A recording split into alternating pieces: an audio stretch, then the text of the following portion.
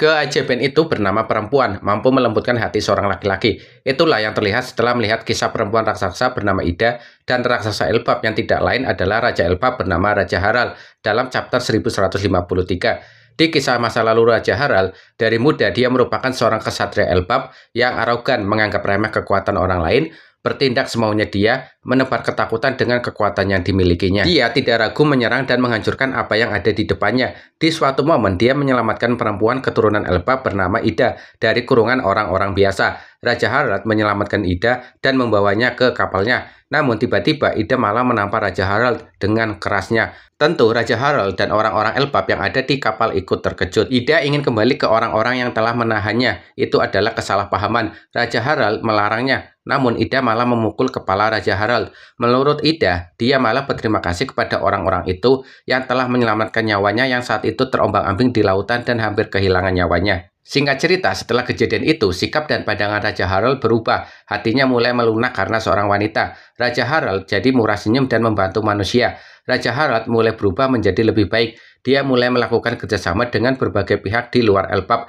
Dia mempelajari kebudayaan di luar Elbap dan juga berbagai ilmu pengetahuan Elbap kepada dunia luar. Raja Harald benar-benar berubah menjadi raja yang lembut. Selain Ida, ada juga beberapa perempuan hebat lainnya yang mampu merubah hati seseorang. Contoh lainnya Toki, perempuan hebat yang berasal dari masa lalu.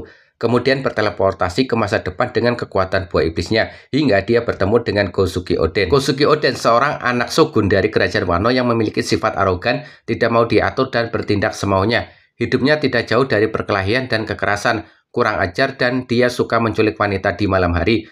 Masa mudanya benar-benar merepotkan ayahnya dan dia dicap sebagai anak yang kurang baik. Namun pada dasarnya Oden merupakan orang baik dan sangat peduli kepada Wano. Dia sangat ingin pergi meninggalkan negeri Wano untuk pergi berpetualang. Akhirnya kesempatan berpetualang itu tiba. Dia ikut berpetualang bersama Shirohige hingga Goldie Roger. Saat mencoba untuk lulus ujian dari Shirohige, Oden terdampar di sebuah pulau dan bertemu dengan Toki yang sedang diganggu oleh bajak laut. Singkat cerita, Oden dan Toki semakin dekat dan mereka menikah, kemudian memiliki 2 anak. Setelah bertemu Toki, Oden menjadi pria yang lebih baik. Oden menjadi semakin dewasa dan lembut kepada keluarganya. Setelah kembali ke Wano, dia tetap menjadi orang yang baik, menjadi sosok pemimpin yang dirindukan oleh warganya. Dia adalah Daimyo Kuri. Bahkan ketika Oden rela menari-nari di jalanan untuk menyelamatkan rakyatnya yang terancam oleh Kaido dan Shogun Orochi. Hingga Oden tewas, dia selalu berusaha memberikan cinta dan kasih sayang kepada rakyat Wano.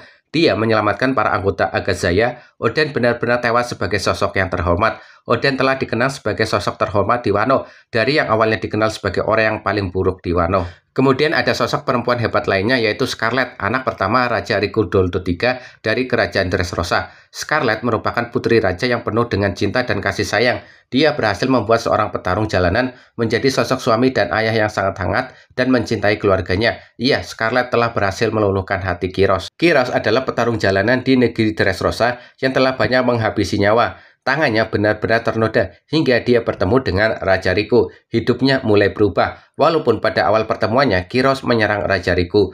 Kemudian Kiros menjadi gladiator. Kiros kemudian menjadi gladiator selama kurang lebih 9 tahun dengan 3.000 kemenangan dan tidak terkalahkan. Dia benar-benar menjadi legenda di Korida Colosseum hingga dibuatkan sebuah patung dirinya. Namun di hatinya dia ingin berubah. Dia tidak ingin terus dikenal sebagai binatang buas. Kemudian Kiros menjadi pasukan kerajaan. Disinilah dia bertemu dengan Scarlet. Awalnya Scarlet tidak menyukai Kiros, namun semua berubah setelah Kiros menyelamatkan Scarlet dari bajak laut. Hubungan mereka semakin intens hingga menikah dan memiliki 1 anak perempuan. Kehidupan Kiros berubah, dia menjadi sosok yang berbeda. Sosok suami dan ayah yang lembut dan baik, walaupun awalnya dia tidak mau menyentuh anaknya yang masih bayi. Menurut Kiros, tangannya kotor karena masa lalunya. Dia tidak ingin mengotori anaknya yang suci dengan tangan kotornya. Bahkan dia memilih memakai sarung tangan sebelum menyentuh anaknya. Kiros menjadi sosok yang telah berubah menjadi pria yang sayang akan keluarga dan dirinya. Dia menjadi sosok yang berbeda dengan hadirnya Scarlet dan anaknya yang bernama Rebecca.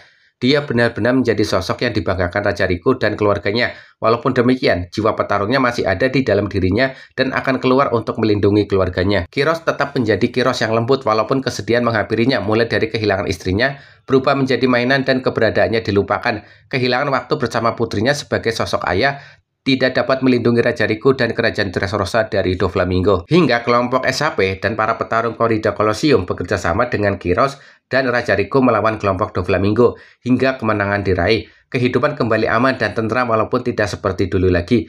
Kiros hidup bahagia dengan anaknya dan juga kerajaan Dressrosa yang telah bebas dari belenggu Don Quixote do Flamingo. Menurut kalian, siapa lagi perempuan hebat yang mampu merubah atau melunakkan hati seorang pria yang dikenal sebagai sosok yang susah dikendalikan? Share di kolom komentar ya, dan terima kasih.